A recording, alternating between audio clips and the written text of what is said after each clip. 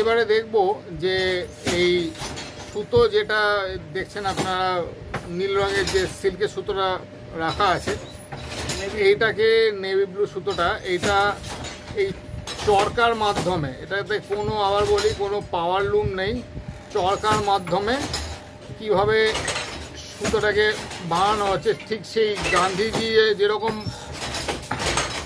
করেছিলেন চরকা কাটার, ঠিক সেই জিনিসটাই। একদিকে চরকা আর একদিকে সুতো ঘুরছে।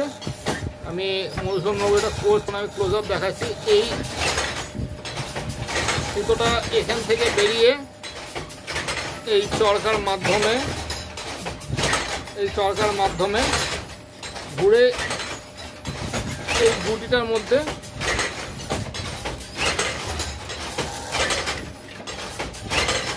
রোল হয়ে যাচ্ছে।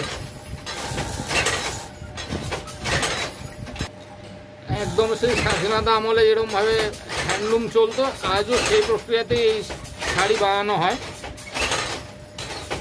তো এই একটা গুটি উনি বানালেন। এই একটা যে লিম রাখা আছে নেভি ব্লু কালার, এটা থেকে কটা গুটি বেরোয় মোটামুটি? কুড়িটা করে ললি তৈরি হয়। এই একটা ব্লু থেকে 20টা মতন গুটি বেরোবে। এটার মধ্যে সে আরও বলেনি, এটার মধ্যে একটা সুতো না, 3-4টে নীল সিল্কের সুতো মিলিয়ে একটা সুতো হয়েছে। এবারে এখান থেকে এটা ঘুরিয়ে ঘুরিয়ে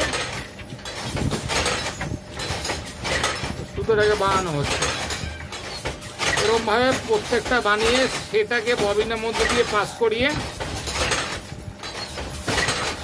এই শাড়ি বানানো হচ্ছে।